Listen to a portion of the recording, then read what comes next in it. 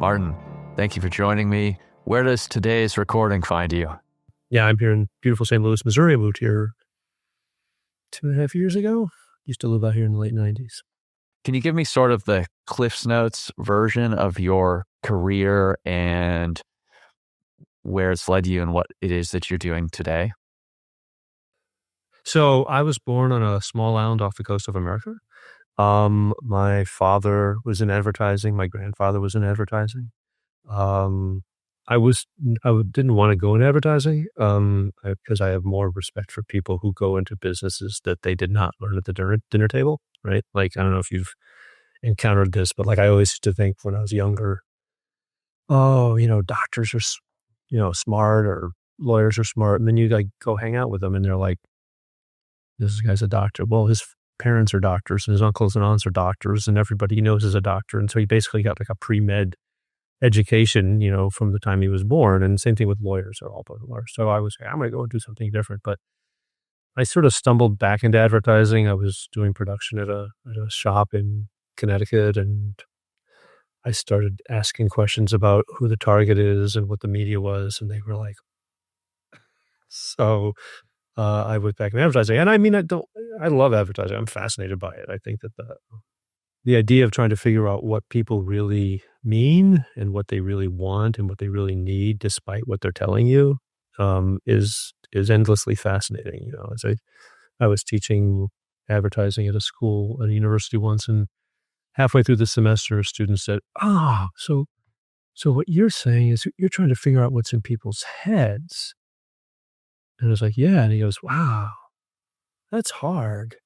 I was like, yeah, but that's what's interesting. And then using all those symbols and elements that they're using to tell themselves this is what they think or this is what they believe in order to do something else. That to me is just an endlessly fascinating exercise. And even if the tactics change, even if things like, AI show up or whatever, it's still about that. And so anyway, I'm fascinated by it. And that's what I've been doing for much of my life, in New York and Connecticut and St. Louis, and a bit, then freelancing in Dallas and Chicago and for agencies around the country and around the world. And for me, the only way to evaluate creative work is by evaluating it against a strategy. And most people aren't strategic. So I didn't intend to become a strategist.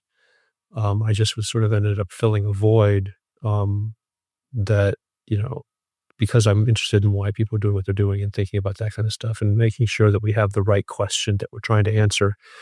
Because there's nothing that will make bad work faster than answering the wrong question properly. Am I recalling correctly that, your specialty, if I can call it that, or, if you're executing work, you're developing work hands-on, that you have more of a copywriting background than something else? Is that right?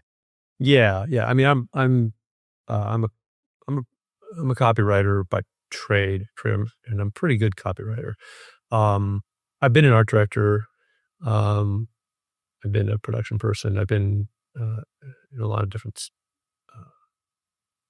roles, all of which was good in order to help me become a better creative director, because I sort of had a sense of a lot of those things, and enough that I could recognize when something wasn't working or when something was working, or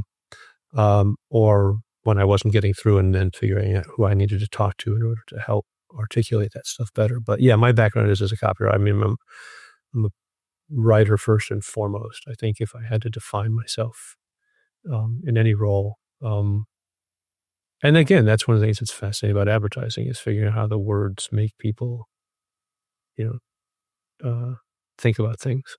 So yes, I'm a writer by trade. And did you say that writing was your father's specialty as well, or no? Did you just say that he worked in advertising? Yeah, he was a writer as well. Yeah. And I mean, he's the one who first sort of clued me into certain things about writing that made me aware of what was possible, sort of put me on that first path of like, you read stuff and you're just reading it because you're just consuming content. And occasionally a person will say, well, but look, it's doing this, or here's how it's sort of structured, or here's what's going on. And you go, wow, I had no idea. And then I can point things along my life where those things were sort of revealed either by teachers or by books or something like that. But yeah, he was a writer. He wrote as a copywriter for agencies like Leo Burnett and some others in the 60s in New York. And then my grandfather, who was in advertising, he was actually a color separator back in the day at an agency called, among others, called Blackett Sample, who invented the soap opera in Chicago. But he was a color separator, so he would look at proofs and say, no, we need more red here, more green here, or something like that, which I always thought was fascinating because his father, and this is at the point, I guess, where most of the listeners have already turned off. His father, so that'd be my great-grandfather, he worked in the steel mills in Chicago. And his job was to look at the steel when it was in the furnace and figure out if it was hot enough and whether it should be taken out. And he did that by looking at the color. So I always thought it was interesting that my great-grandfather looked at color in terms of steel in order to make decisions. And then he sort of, in a way, passed that on to my grandfather, who had a white-collar job in an office, but doing that with print. And then my father didn't go on the art side or the production side, but was interested in advertising and took that a step further. So I always find that interesting. I find that really interesting, and to find some of those threads now and then, it can be really fascinating. So did you end up as a copywriter by trade through, wanting to be a creative writer? There are a lot of copywriters out there who, have that novel in them and they've never written it. Or were you drawn to writing for some other reason? So there's a bunch of things in that. Let me take sort of the simplest one, I think, to answer. So, no, I don't have a novel in my drawer. I'm not a fiction writer. I learned that in college when I was a writing major. But I learned that I'm not any good at although I read a lot of fiction, I'm not any good at writing fiction, really. As a professor, when we moved out here, you have to go through all the stuff in your old house and sort of figure out what you're keeping, what you're going to move and stuff like that. And so I went through all these old papers and I found this paper that from a writing class at college. And the teacher had written on it, "You're more interested in ideas than you are in people." And she was talking about the stuff in the story, but I was like, there's a lot of truth beyond the word, the page of that. And so, so I was never, I realized I was never a fiction person, and I was a novelist, but I was always interested in essayists and essays, and George Orwell was a huge influence in the way he would construct stuff. And so I was, I became that was sort of the way somebody once said, that sort of writing is sort of the way that I connect with the world. It helps me figure things out. It helps me express things. It helps me learn things. And writing in advertising, despite the world being a sort of a visual first world, there's a lot of room for writing in advertising, and a lot of it has to do with, in a very simple way, when I try to teach advertising, I try to explain print ads to students. First, I have to explain to them what magazines were. Which I explained as, I say, so a magazine is like a website that you can hold in your hands. And they go, oh, okay, that makes sense. But in print, the visual gets the attention, but the copy makes the argument, right? Generally speaking, right? If you sort of start from there, then yes, you can break those rules however you want to, but that's sort of generally how it works. And I think the same thing is also true when you're at an agency and you're writing a deck or whatever. There's a lot of writing that is explaining why we're doing what we're doing, what we're thinking about, why this idea does what it does. It sort of helps people get from A to B to C. that is, extremely useful. And I've done that. I've written decks. I've written decks for design firms because they're like, yeah, you just explain to people what they're looking at. Yeah, sure, no problem.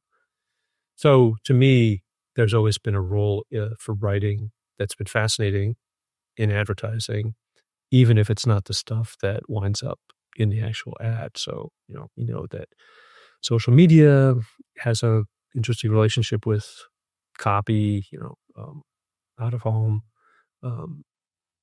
has a limited role. When I was working in sales promotion and, you're writing these things, you're creating these campaigns that are going to be literally in retail point of sale. You don't have a lot of time to, explicate a problem or an idea. So,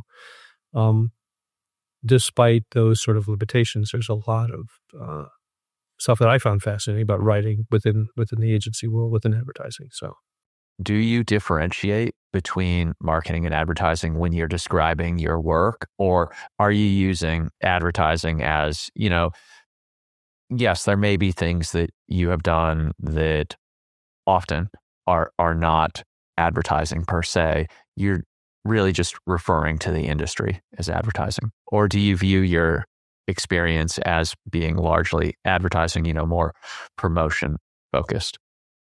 That's interesting. I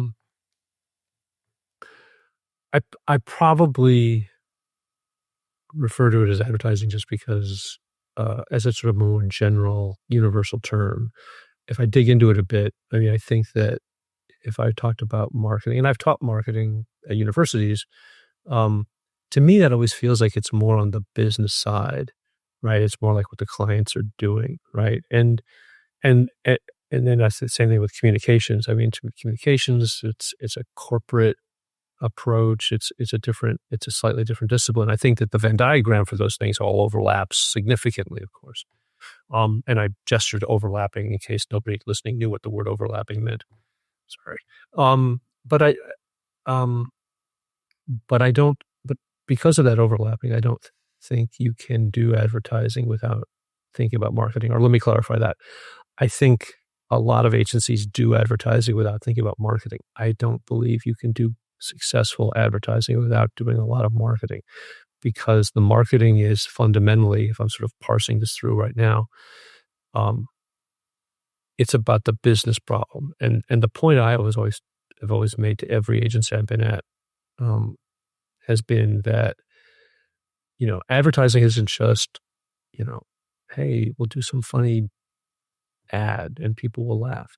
It's really it's a tool that uses creativity to solve business problems, right?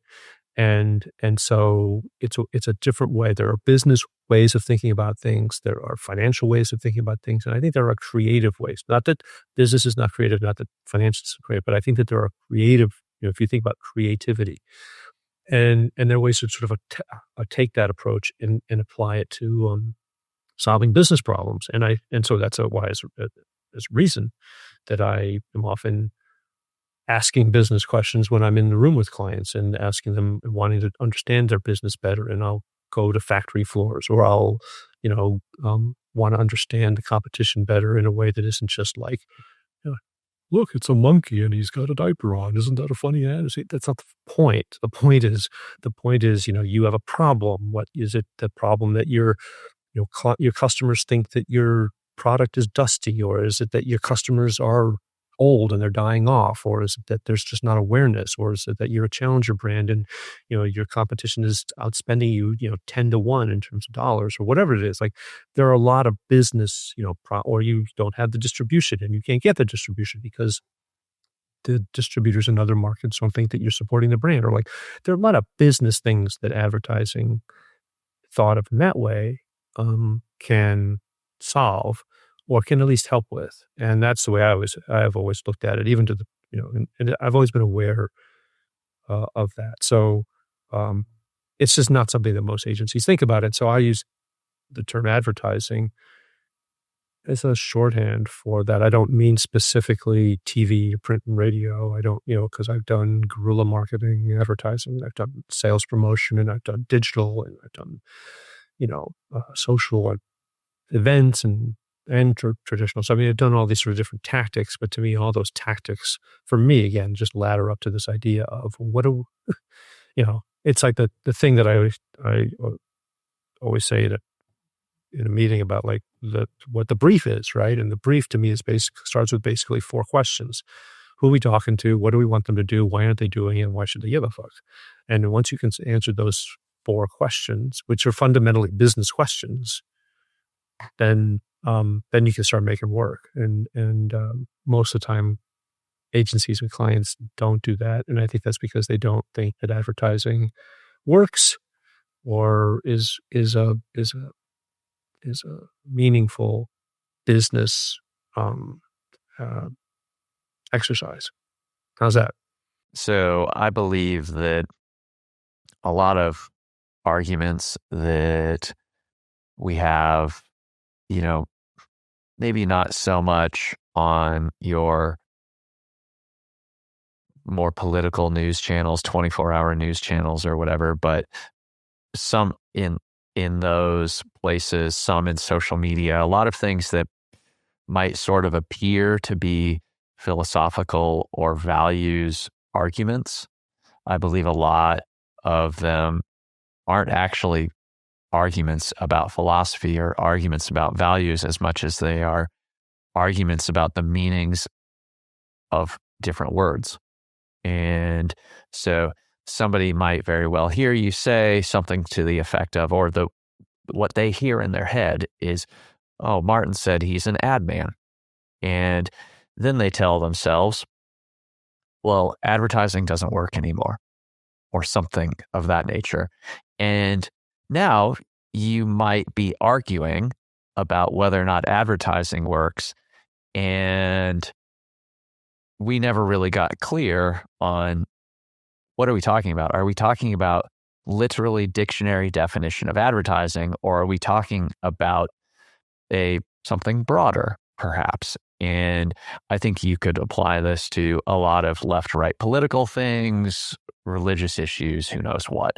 And of course, I have all my own opinions about one tactic, channel, who knows what in this space. But when you say advertising, if you were to say, I'm hardcore TV commercial advertising, something of that nature, then that gives me a much greater sense of what you mean than if you say advertising and there is a broader way that I can understand or read that. You are right that there's a flabbiness in conversation in terms of definitions of words generally, right? I think it's always been that way. But I think, since I'm an old man and there are no children on my lawn to yell at, I can yell about this for a while. So I think though that advertising among those terms is a bit of a Rorschach test, right? And I'm sort of a big fan of doing stuff like that in meetings and things like that. I love to say an inappropriate thing or something just to sort of see how people in the room react, because it reveals the power structure, the politics of the room, but it also can reveal sort of the definitions. And so, yeah, I've sometimes I say I'm in advertising. People, you're like, oh, so you're like Don Draper, and I'm like, sure, okay, I'm like Don Draper. I mean, I'm not sleeping with your wife, and I'm sober, but sure, I'm Don Draper. And we can talk about that. Or some people still think it's glamorous. Oh, that must be cool. I bet you get to go. It's like, okay, that's fine. Right? Some people, a number of people who've told me that advertising doesn't work or doesn't work on them, which I don't believe. It's hard for me, when I would be sitting in a classroom, invariably when I was teaching introduction to advertising at the university, and there'd be students who are like, oh, advertising doesn't work on me. And I'm like, how much did you pay for those Nikes, pal? You tell me that those are the only shoes that you could get that were like the way they look. Well, why do you like the way they look? I mean, it's like, it's all that kind of stuff. Or um, a friend saying to me when he was over at my house with his dog, he was like, "Yeah, I don't think advertising works." And I was trying to explain, I think that they're wrong. And their dog had a ball, and it had gone under the table. Right, they couldn't get the dog, he couldn't get the ball, so it was barking. And while we were talking, right, and my wife was, "Oh, sorry, she wants me to get her. She's barking because she wants me to get her ball." And I said, "Oh, you mean she's advertising that the ball is not."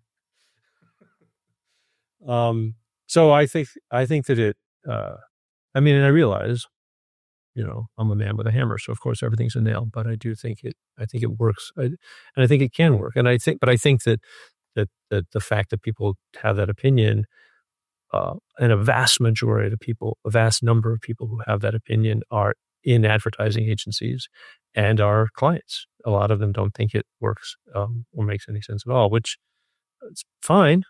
Which is why there's a lot of noise being created. And I like to think in my more optimistic moments that gives me more opportunity to have better success with people who do believe it works. So, but yeah, it's I just to sort of circle back to things. So yeah, I kind of, when I say advertising, it allows me to have something quick to say, but it also allows me to sort of see how they interpret the Rorschach of that and what they take away from it. And they go, I had one guy even said to me, so you like buy ads in like magazines and you place that? It's like, no, I don't. But I'm really surprised that that that's where you took that. So it lets me sort of see where their heads are at about it. You have sort of talked about this throughout the conversation here and there.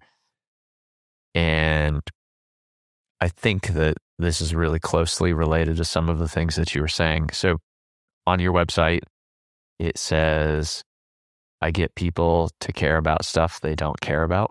And I have a pretty strong sense of what you mean there, but I wanted to ask you what you mean by that, because I feel like you're being a bit provocative, but also if I only take it at the surface level or my initial read, I think it's really easy to misunderstand what I believe you're saying.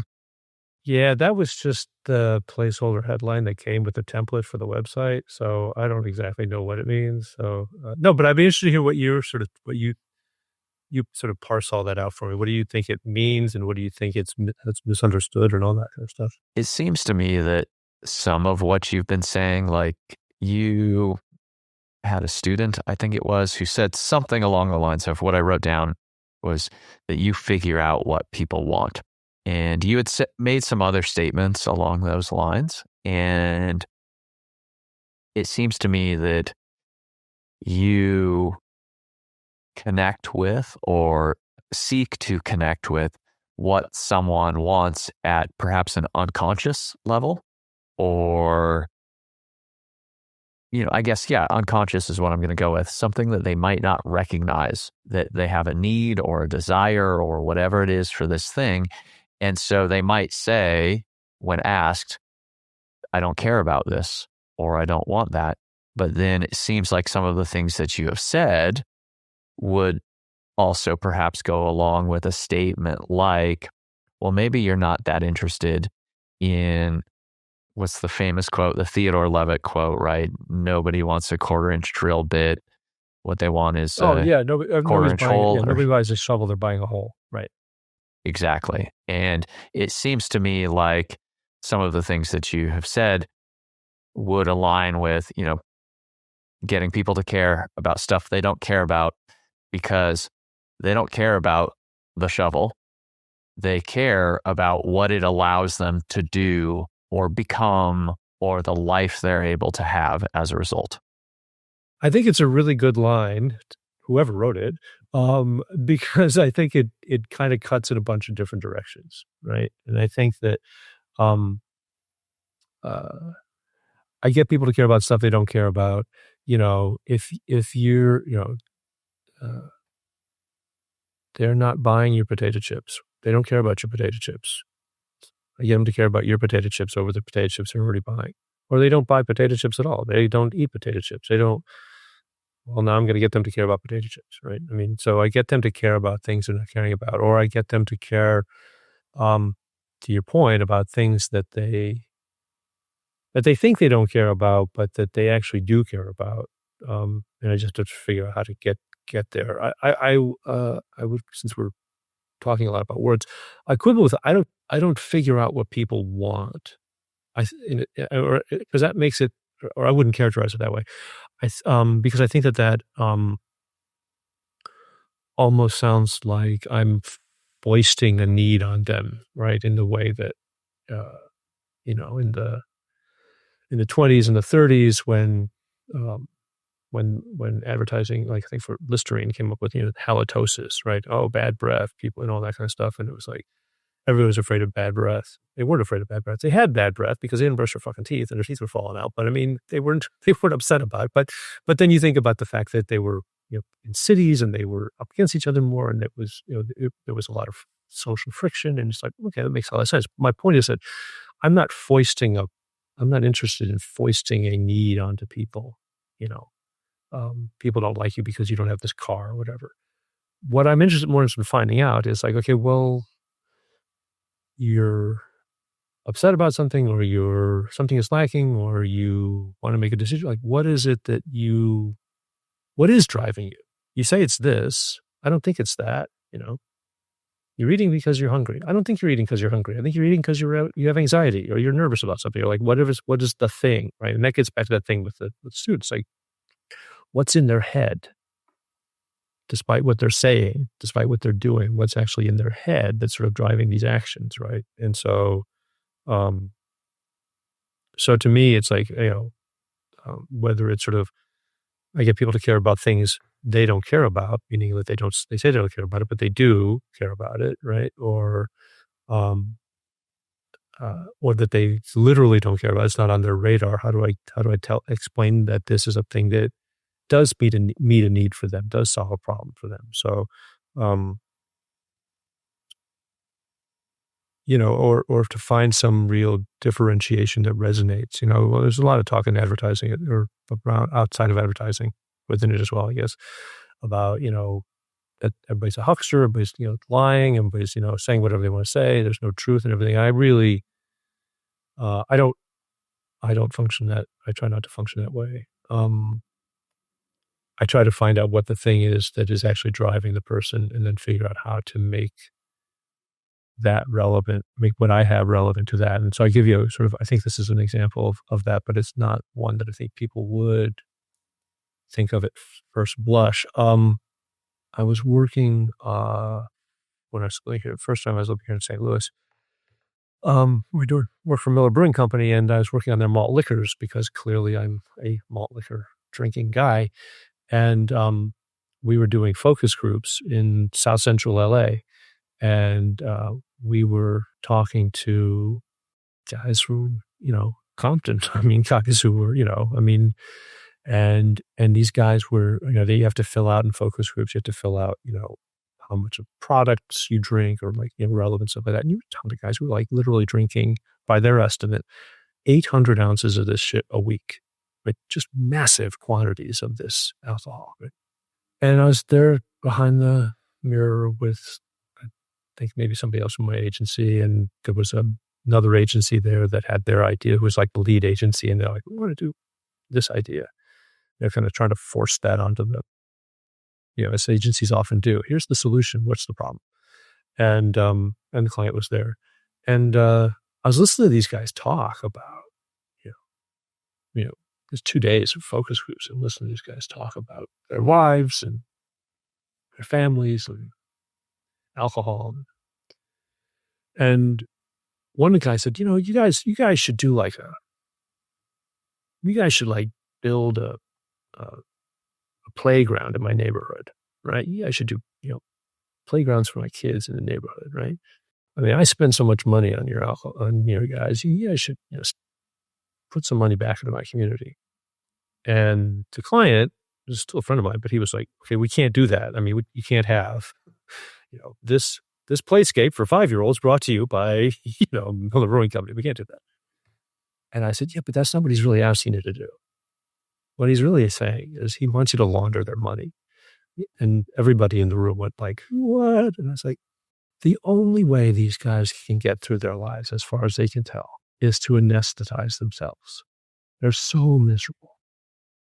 And they know that the amount of money that they spend anesthetizing themselves in order to get through their day would be better spent on their kids. But they can't, because if they stopped drinking, they wouldn't be able to get through their day. So they want you to take that money and help them do the things that they would otherwise do with that money. And they were like, oh, it makes a lot of sense. We're not going to do that. Okay. But like, to me, like, that's like, if we had done that, that would have gotten them to care about something they don't care about. You know what I mean? And that's the thing to me that's always interesting. And it wouldn't have been an ad. Again, the other thing about that line is it's not about, yes, I write print ads, I do TV commercials, I do whatever, but it's not about the medium. It's not about me foisting the medium on somebody. It's like, okay, how do I get people to care about this stuff that they don't care about? Do I need to be in a place that that I didn't think that they were? Do I need to do a guerrilla thing to get their attention, to cut through, to get them to care about it? Do I need to get the client to start making playgrounds in order to get them to care about it? Like, what do I need to do to make this person care about something they don't care about? And then also, I think it cuts in terms of, because I am passionate about this stuff. I am interested in this stuff. I get people at agencies to care about advertising again. I get people at agencies to care about clients who are like, this is the worst fucking client in the world. I don't care about this. I don't care what they do. It's like, yeah, but here's the problem we're trying to solve. Here's what we're trying to do. And I get agency people to care about that. I get clients to care about creative in a way that they hadn't cared about it before, because they thought it was just like helping their wife pick out the drapes or something. It's like, no, dude, we're trying to figure out how this is actually going to get you that one more customer a week that you need in order to make your fucking numbers, right? Like, that's the stuff that makes me interested in this business, getting people to care about shit they don't care about. So that's what that line means to me. Make sense? It does make sense. And I'm having a really hard time getting past the visual in my head of, with recycling, and we have all these products nowadays, it's made from 100% recyclable materials. I don't know. I really do think that we could have a playground made from 100% recycled malt liquor cans. I don't know about the bottles. I don't know how that would work on the playground, but you could. Yeah. Yeah, I know. And yeah, right. And yeah, you get it, because and that's a wonderful build on top of that, right? Because then it's like, now it's not just helping this community, it's sort of helping the whole world. Look, this thing that I'm doing is helping the community on all these different levels, right? The pushback that you received there, I hesitate to Monday morning quarterback or whatever it is, diagnose from afar, even though Monday morning is now however many years past.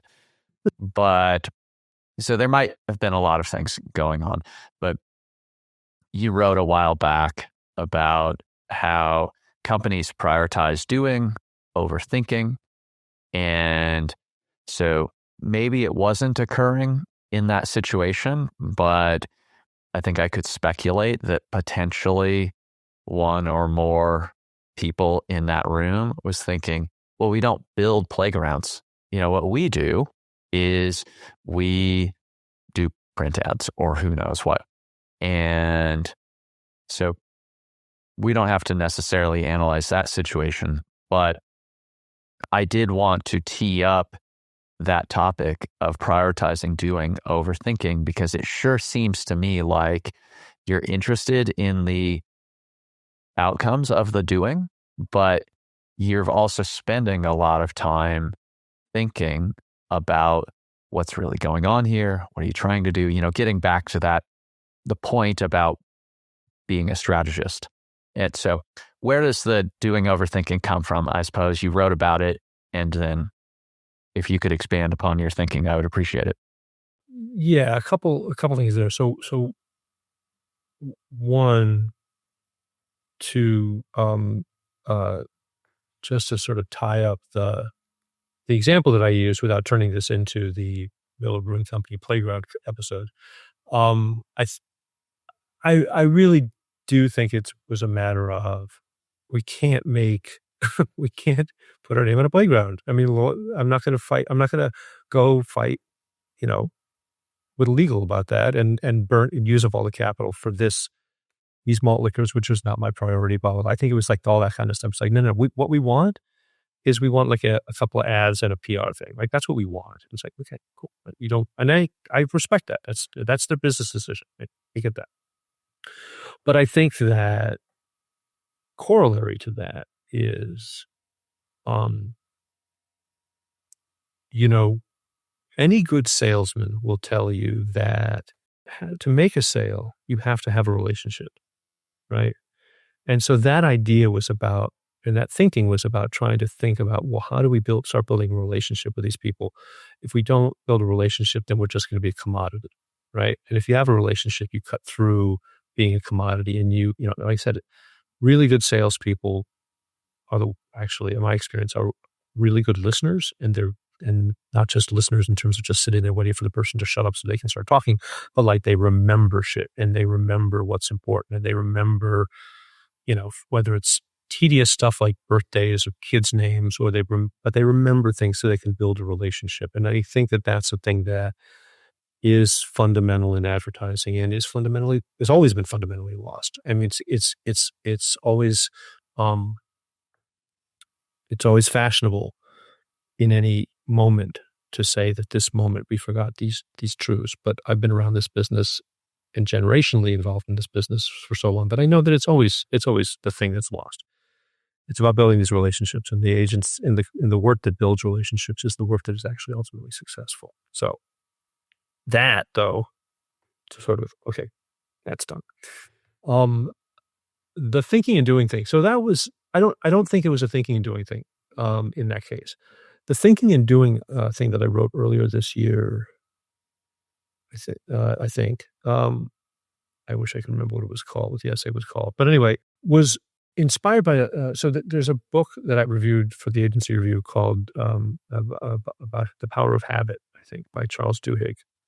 And in that book, one of the stories one of the people he talks to is Tony Dungy, the Super Bowl winning coach, who had an insight into how to make a team more successful that he kept when he was an assistant coach. He was trying to finally get a head coaching job. He kept presenting this as like, this is the way I think about this stuff, and this is what I'm going to implement.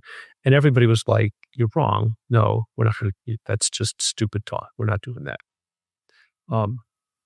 Also, Tony Dungy's black, so that really did. He really had no fucking chance. A big innovative in the NFL, but somebody did give him a job, and he did make it work, and he wins the Super Bowl, and he's a Hall of Fame coach. And so, guess what? He was right. And his insight was, he didn't want. Or I'm paraphrasing. He didn't want linemen to think, because the game was moving so quickly that if they, a football, but like there's all this, stuff going on the line. If they had to stop and analyze the situation before they did whatever they were going to do, decide figure out who to block or where they were going to move or whether they were going to step forward, step back, or whatever it is. If they had to think, they were lost because the defensive lineman was already going to be in the backfield. So he needed to figure out ways to make them not think, to in a sense just react. It was and I think it worked into Duhigg's book because in a way reaction is a sort of a habit. Right? Anyway, so I was thinking about this idea that he was just eliminate thinking because of the nature of the business, overdoing. And then I connected that with this idea that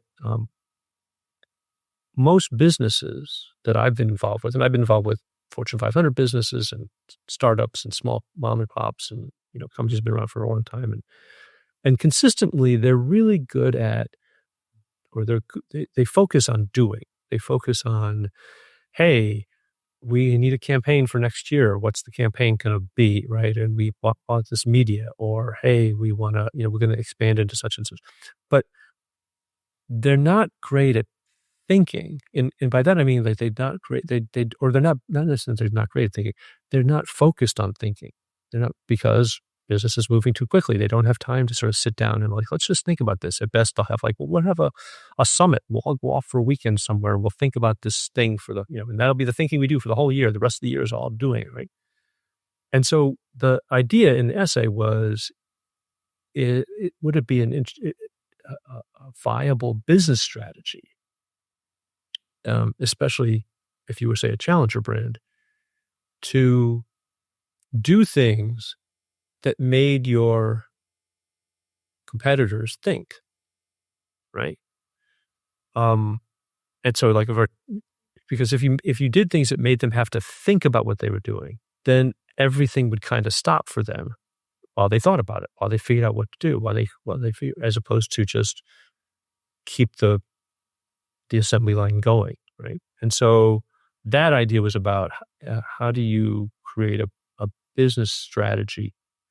It wasn't a strategy of just bomb throwing and just like creating chaos for the sake of creating chaos.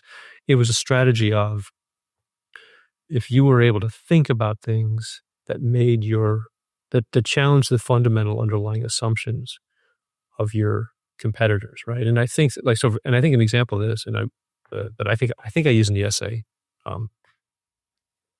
is the thinking that resulted when Steve Jobs brought out the iPhone within the phone industry. Like it stopped phone company, like all the phone manufacturers had to stop, because they had to now think about stuff. It wasn't everything that they were doing up to that point was like, we have, we're going to do this, we have this benefit, we have this distribution, we have this relationship with this carrier, we have this, like they're do. And he comes up with this thing and people go, shit, now we have to think in it, like, what does this mean for us? And I remember talking to a friend of mine who used to work at Nokia at the time. And he's like, yeah, it's exactly what happened. I mean, we all just froze because we recognized that it was sort of a fundamental change to the industry. And I mean, I'm not talking about doing all of these things, all this thing has to be fundamental changes, but I think it's just this idea of like, if you're in an organization that is only about, or is fundamentally about doing and not about thinking, and you force them to think, either they have to stop what they're doing and think, but also they probably have not promoted to levels of authority or have the processes in place to do thinking. Why would they? It's not a priority, right? So they're not going to know how to do it. They're not going to know how to solve this thinking problem. And it just felt to me like on some level that was it could be a really big strategic advantage for companies that decided to use it. And I don't think companies think that way, if that makes sense. Does that make any sense? I think it does. And so I might end up having multiple questions, but we'll see where the first one takes us. Like I get a lot of responses like that. We could describe this in many ways, but I think that there's the potential to think about this in terms of, well, how do we characterize what we are as an organization? How do we think about change? How do we think about what is our specialty or unique advantage or whatever else it is? But as a starting point, so Tony Dungy gets his offensive linemen to, when the ball is snapped, they all know based on certain plays or best practices or whatever it is that they are going to stand up and they're going to start stepping backwards or stepping to the right. Whatever the thing is, it's like, yeah. They've done it so many times, there's muscle memory or whatever it is. And then, okay, one scenario in which I might cause a problem for that is that my linemen or linebackers or whatever, if I'm on the opposing team, now show something that causes the lineman to go, what are they doing? Like, I've never seen this before.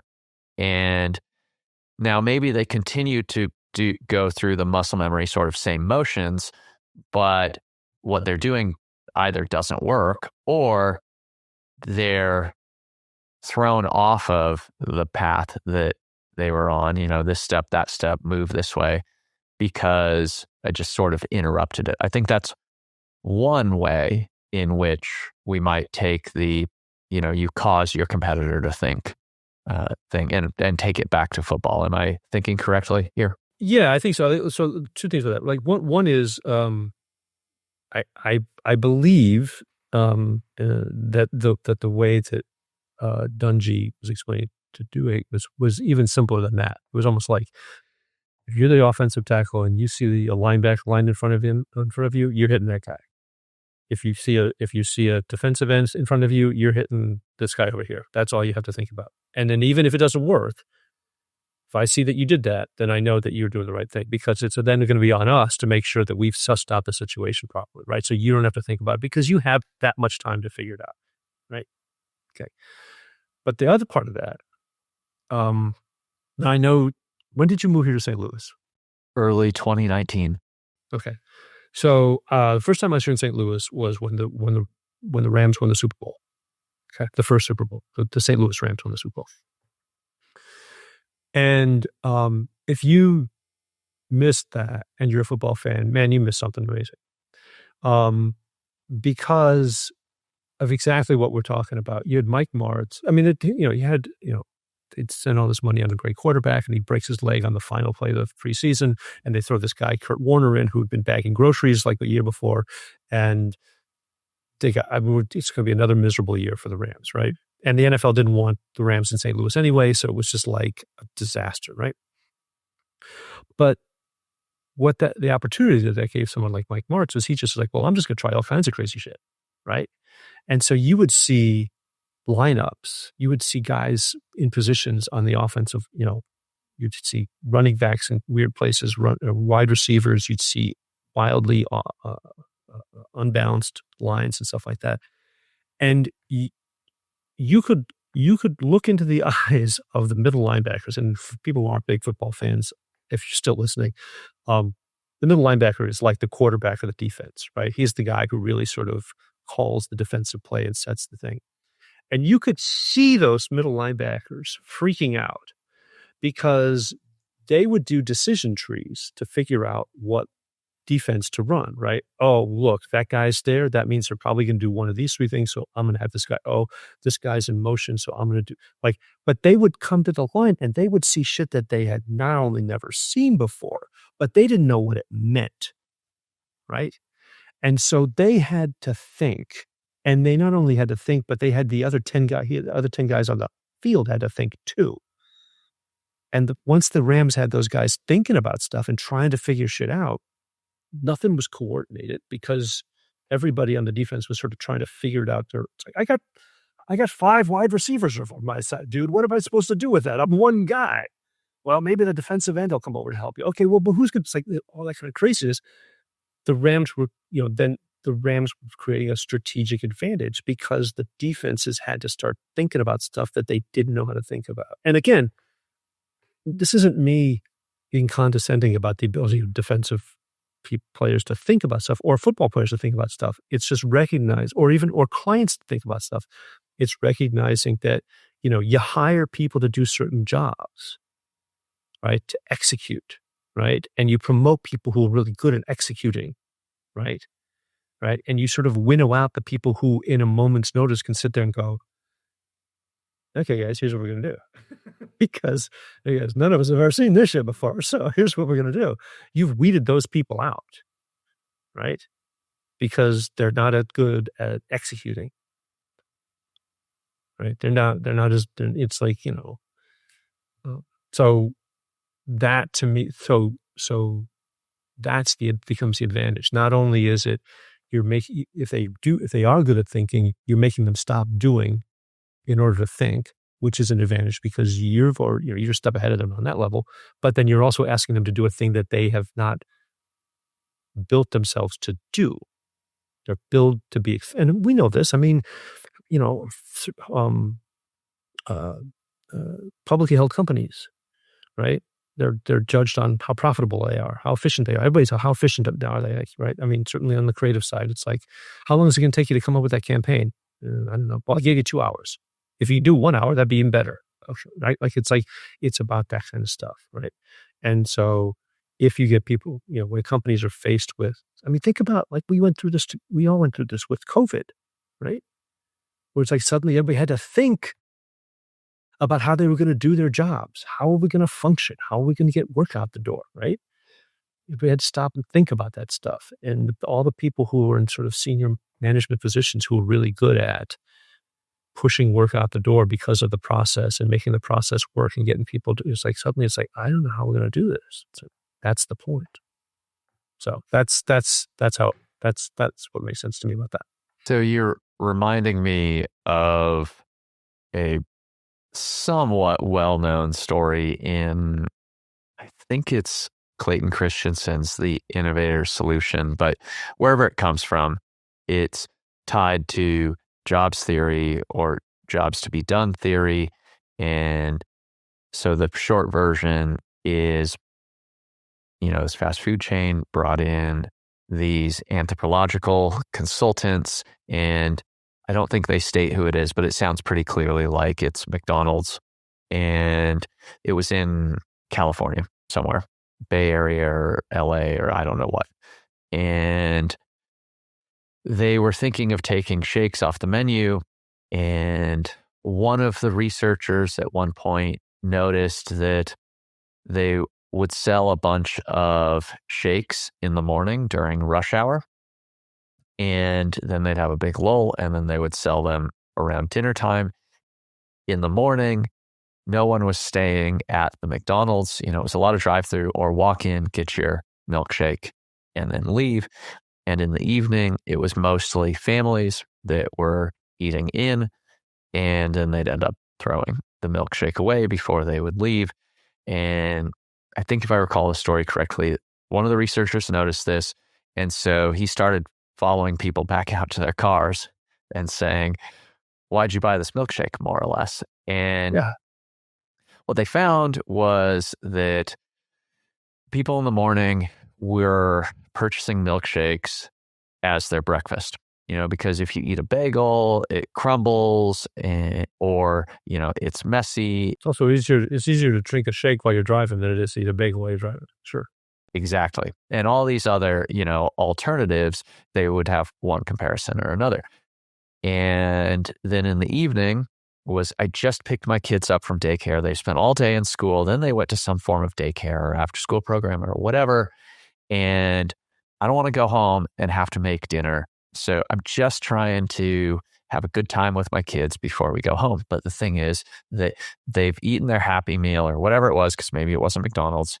And now they get to the milkshake and they're not finishing it. And I need to go because I got to get the kid ready for tomorrow. And then I got to go to bed and all that. And so we end up throwing the milkshake away because they're not taking it in the car, because have you seen what they do to the back seat?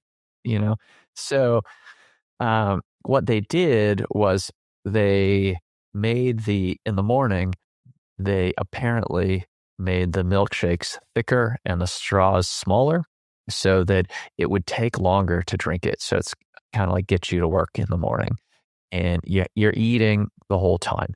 And then in the evening, supposedly they made the milkshakes thinner with larger straws so that by the time the kid got to it, the kid could drink the milkshake much more quickly. And then you don't walk out of the McDonald's with your kids screaming at you because they didn't get to have their milkshake. Right. And I forget details of the story, but I believe that some of the messaging, like on the billboards, was, get a milkshake to get you to work in the morning. Well, now if you're one of the competitors, one of the alternatives to McDonald's, you're like, so I guess they're just advertising milkshakes in the morning. That's their campaign. And you start copying that. But the thing is that you're not really responding to, you're not really dealing with what's going on because they also had to change the straw and the recipe. And so that's quite a long story, but you're reminding me of this because it seems like when I see my competition, whether it's a football team, and I'm watching the scouting report or watching, the tape from their game last week, and we're coming up against them this next weekend, whatever it is, and I'm looking at it and I go, what are they doing there? And if I don't know what the corollary would be with football, but with, this advertising marketing thing here with McDonald's, if I just go, well, I guess they're going to try and see if they can sell more milkshakes in the morning, so we'll do the same thing, then yeah, I'm thinking, but again, not dealing with the real issue. Yeah, right. And I think that kind of circles back to until they made those changes, until they had that insight about why people were doing what they were doing in the morning. I would bet that for consumers, the milkshakes were a commodity, right? So I go to this McDonald's because it's on my way, but I could just as easily go to a Burger King, or I could just as easily go to a Wendy's or whatever, right? Because I'm just here for a milkshake. That insight, right, makes them care about McDonald's milkshakes in a way that they didn't care about McDonald's milkshakes before. It gets them to care about something they didn't care about, right? And it's not foisting on them something like, I want you to care about my milkshakes. It's understanding this is the why. Now, how do I make that relevant? How do I do something that resonates with that? So I hadn't heard that story before. I think that's that I was just say, I hope it's not apocryphal, but even if it's apocryphal, I mean, there are a lot of apocryphal stories that I use all the time and keep beating into the consciousness in the hopes that somebody will eventually just think it's true. But I think that makes a lot of sense because, it comes back to this sort of basic idea of like, well, why don't we just listen to people and ask them what the hell, why they're doing it, and then sort of like listen through what they're saying, right? Right? Like not just sort of like, why are you getting the milkshake? I don't know, because I like milkshakes. Like I went to another beer story. When we first moved out here, we would go back at Christmas for my wife's family, my family's back east. And I would always go on store checks. I would always go look at stores wherever I was, right? To sort of see what the displays looked like and what the competition was doing. And especially when I went back east, because all the brands I was working on at that time were brands that were primarily in the Northeast, Molson and stuff like that. So I went into the liquor store. It was in Connecticut. It was called package stores. But I went to this very large package store in Connecticut with my son, who was about 1.5 then. And I'm, looking at the stuff and I'm talking to some of the sales crew about what they're doing and what's moving and what's not moving. And then the owner comes over to me and he's like, yeah, I work in advertising for Molson and for Miller and blah, blah, blah, and talking about this sort of stuff. And, I'm trying to figure out like what's resonating with people and what, and he goes, what resonates with people? Price. Knock $1 off the price. That's what people care about. All they care about is price. And if my son wasn't there, I probably would have gone off on this guy. But my son was there, and I was trying to, be a better father. And so I said, okay, I'm going to use this as a learning and a teaching moment for myself. I said, wow, well, I appreciate that insight.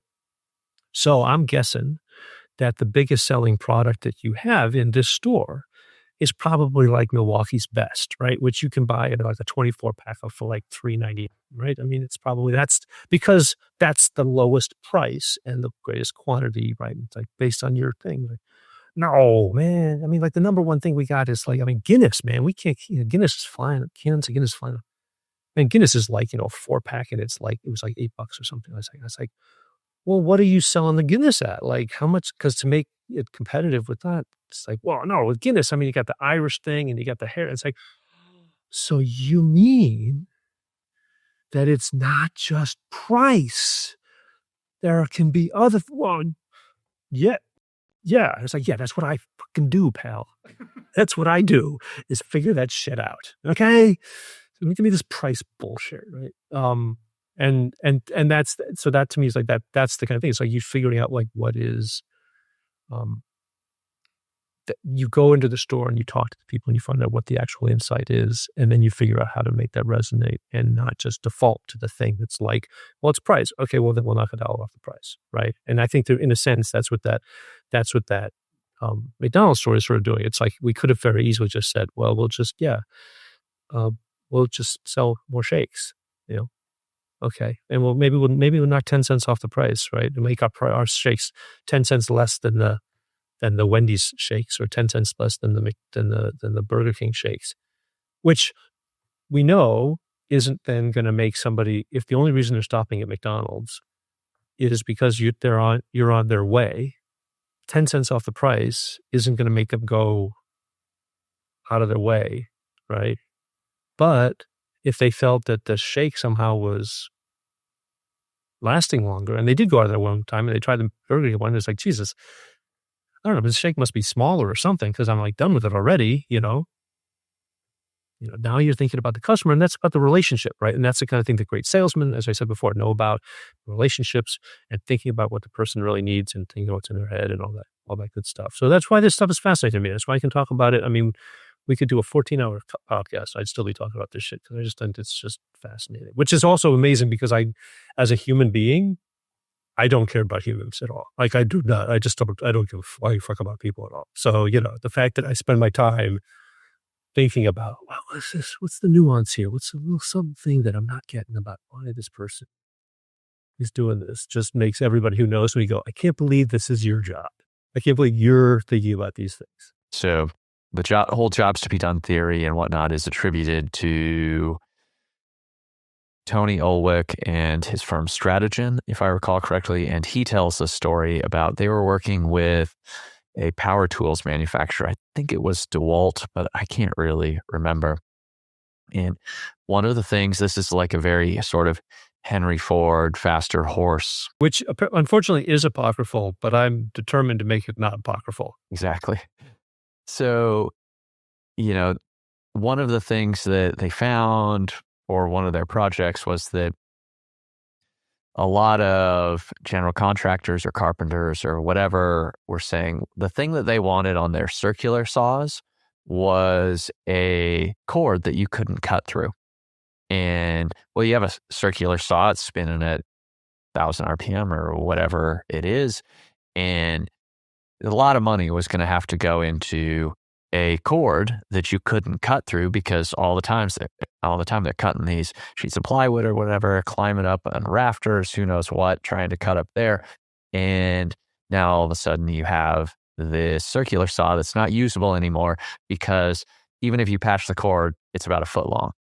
And so either you have a bunch of money that goes into something that is not super heavy and, it's metal clad or whatever. Now you go to cut through that metal clad cord and you just ruin the motor, or you have to replace the blade. Well, that's another thing. Now can you make blades that don't get damaged when they run into other metal? Who knows what? And he tells a story about they decided something like, well, why does the circular saw need a cord at all? Why don't we just plug the extension cord? This is before, a lot of batteries and all that. Why don't you just plug the extension cord straight into the circular saw? So when you cut through the cord, you're just replacing a cheaper. Exactly. And so again, probably obvious now how it's similar to the faster horse story, but I remember a bunch of these things that are all tied together. And nonetheless, where I think the last point, though, that you were making about not being interested in people and all of that, is that I find it interesting when people say advertising doesn't work on me, which is something we talked about earlier, because I think you gave some examples and you've talked about right there with we'll knock a buck off the price or whatever, and that'll change. I think when all you do is social media or direct response, or you're hyper specialized, then it's really easy to think, or you have no really conception of what advertising or marketing is, because I don't know, like you're a doctor or something, and you just haven't spent a lot of time thinking about it. I think you miss out on the idea of, in an academic sense, marketing is creating a market for a product, and aspects of creating a market are getting people interested in your thing. Now, how do we go about that? And we could describe this in so many ways, but there are very good reasons for why, I'm going to blank on the name, but there was a book written in, like the 1910s or 20s or something. I think it was called Propaganda. Edward Bernays. That's it. Yes. Mm-hmm. Yep. And, like we can draw lines in different places, depending on how far we want to stretch this or not. But the thing is that if you don't watch commercials or you're not on social media or whatever, you are affected by all of the new standards of behavior and the fact that, like, my kids, we used to homeschool our kids, and I remember my mom, when our kids were very young, I mean, our kids are still young, but very young, she said to my oldest daughter, "What do you want for your birthday?" And when she was 4 or 5 or something like that, she couldn't even answer the question because she just wasn't around other kids. She wasn't watching TV. It's not like we sheltered her. She just wasn't seeing commercials or ads or whatever it is. But then as soon as we go around other kids, of course, they're talking about their toys and the games that they play and so on.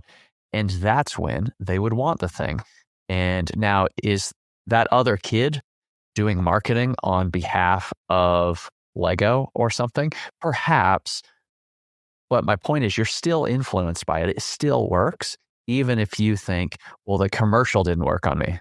Yeah, I think that, again, to me, the way I sort of expand all this in as part of communication is like, semiotics, right, is this sort of theory thinking that, like, there are symbols that we use to communicate beyond the language, right?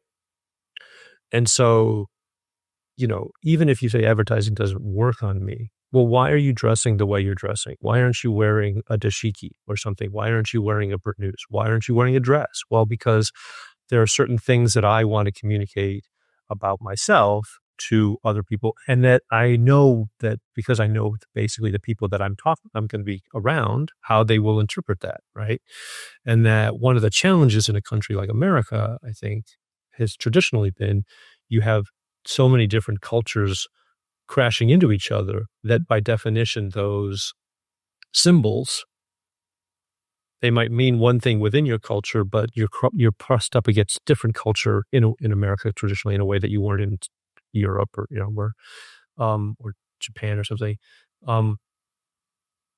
So the language of those symbols is up for grabs, but I think that's what again becomes interesting to me.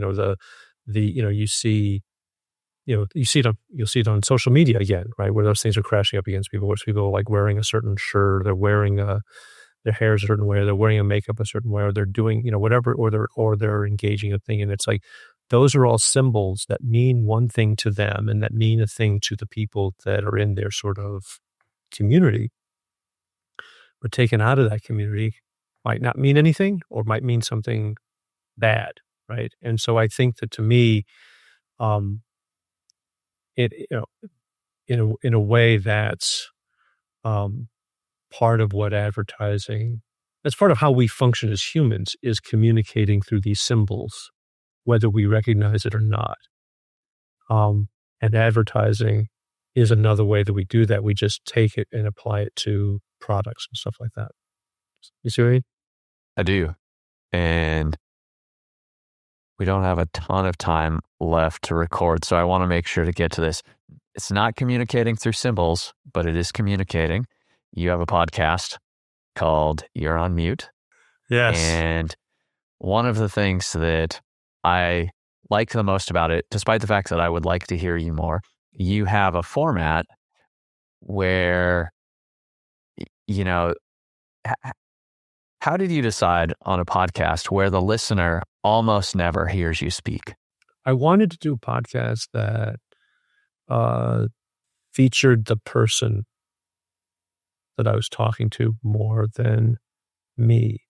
I felt that there were a lot of podcasts that are very flabby, right? That are just, 3 hours of two bros just sitting there talking about shit. And you could probably, you didn't need all that, right? And I wanted to sort of focus it more. I wanted it to be short. I want it to be under 15 minutes, and they generally are. And I said I wanted to feature the person I was talking to because one of the things that I recognized when I would hire people is that I was less interested. I mean, once it sort of reached past a threshold in terms of talent that I saw in their book, and that they could talk about their work was, so clearly they'd done it and they talked about it in a way that I thought was useful. I was more interested in knowing about them, how they thought about things, people, life, universe, all that kind of stuff, because that was going to be more informative than about our relationship and how we're going to be able to work together and stuff like that, than just more talk about work. So I felt, and at the time that I started recording the podcast, agencies were starting to let people go. And I was like, if I could do these podcast episodes that would feature friends of mine who were out looking for work, they would, and it was talking about themselves or talking about things that they thought about and the way their minds worked. That would help them get a job, right? You could send it out to people. Hey, I just, I applied for such and such a job, but I found on this podcast, take a list of blah, blah, because I'm a big believer, which is something I learned from salesmen, of always trying to figure out new news to be able to talk to people about, right? So I wanted to focus on them. I wanted to keep it short, and I didn't want it to just be another pro-y random conversation. So I cut myself out of all it, I tried to come up with a topic that they could talk about. And I think that even when some of them are repetitive, that's how people think about things. Like they sometimes say, it's not just hopping from this stone to this stone to this stone to this stone to this stone. Sometimes it's like, think about it this way. I have to talk about it again this way. I think about it again this way. Oh, now I can go a step further. Like, so that's how some people think about stuff. Some people just, nope, they just have one way of thinking about shit. They're going to turn around on it, and that's just it. Okay, well, that's fine. So that was the idea. And then obviously the title is You're on Mute, which was suggested by my friend Shane Briald, who's president of an agency up in Minneapolis. Seemed culturally relevant, but then also because of the nature of the monologue relevant. So that was sort of the idea. And theoretically, I should be starting up the third season in interviews now, but with the house and everything, I have enough on my plate right now to do that. But if anybody wants to be on it, an artist in Europe just contacted me a little while ago about wanting to be on it. And I was like, cool, I'd love to. I just don't have time right this second. But that's the idea. Is that a legitimate response? I believe so. I find it really interesting. And am I recalling correctly that in the first season, we don't hear you at all, but the second season, I think you started recording introductions? No, there are introductions in both. The introductions in the second season are a little bit more robust, because one of the things at the end of the first season, I asked everybody who's in the first season, what do you think I should do differently, or blah, blah, blah. And one of them was sort of give more context, to like why you're asking this person this question. And that would be, a little helpful. One of the things that I thought was that I was very proud of in the second season, and hopefully, also in the podcast, I want to see if I could do it. Just, it's an exercise. Can I do this? Can I do these interviews? Can I do all the editing? Can I figure out a way to sort of package it together that doesn't suck? And I think second season's better than the first season. Hopefully the third season will be better than the second season. But in the second season, there's an interview with my old friend Ginny Fisher, who's an artist, and she talks about creativity, and it's really interesting. But one of the things that she said to me afterwards, after I posted them, because I post all the episodes of a season all at once. Like I don't do the smart thing like you do, which is like, in this week's episode is such and such. It's like, here you are. Here's season 2. Knock yourself out. Binge listen if you want. But she said when she listened to it, she said she'd never heard her tell her own story before. And I thought that was really an interesting, that it allowed for that to happen. So my hope is that in this third season, if I get to it, that I'll be able to do some more of that. Just as a sort of also truly a bit of side. I didn't tell people in the first season that I was going to cut myself out. And then in the second season, I could tell who had listened to the first season and who had not, because of the way their answers were, and also because who was surprised when they heard their episodes, and who wasn't surprised, and they're like, "Where'd you go?" It's like, yeah. And also, as I said to Ginny when she asked, it's like, there's enough of me out on the internet. You don't need to. Nobody needs to hear more of my voice, as I'm sure anybody who's been listening to this for the last whatever will attest. But thanks for giving me the opportunity to talk about it. I haven't really talked about that podcast with very many people. Well, thank you. I appreciate that, and I enjoy it. It's really interesting to come into an episode, and other than the title, I still don't really know what to expect. When like your introductions really help a lot for me. Oh, good. But then hearing somebody just talking on their own without having a prepared script, more or less, it's really interesting. It's just such a different format, and I can well imagine that for some people it doesn't work for them. But for me, I do find it's not engaging. I don't know. I don't have a better word for it. Here's the thing about it, though, that may be relevant to what you're saying. My feeling is that one of the things that I complain about when to people on podcasts is when their intro, they say, "Hey, everybody," because it's not a mass medium. I mean, it is mass in the sense of yes, 1 million people listen to Mark Maron, but they're listening one at a time. Like nobody's listening to a podcast in an amphitheater with a bunch of other people, right? It's like radio in that respect. It's very intimate. And so what I was thinking as I was working on it was to not have the interruption of a second voice, to have just one person's voice in your head for 15 minutes would probably be a very different kind of experience than however your brain was parsing out that you were eavesdropping on a conversation between two people. This doesn't feel this way. This feels like it's just, you're driving in your car, you're sitting at your laptop or whatever, and one person's voice trying to sort of figure this shit out in real time would be a different sort of experience. So, yeah, you're right. Some people are just like, nope. But that's I've had a lot of experience with that in my life, so I'm not worried about it that much.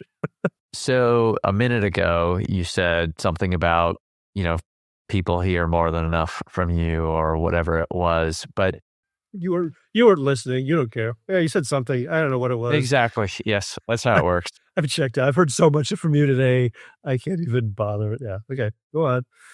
If people do want to hear more from you, so to speak, connect, as people say, or read an essay or something, I will have a link to the podcast, a link to your essay that we've talked about, thinking and doing and all that. But where should people go, or, what should they do to connect with you, follow you, whatever? And then before we finish as well, do you have any final words of wisdom or things you would want to hit on or leave people with? Let's start with socials. I stopped using Facebook and Instagram and Twitter. So if they want to find me on socials, I'm on Blue Sky, Mastodon, PixelFed, Spoutable, LinkedIn. Still on LinkedIn. What do you do?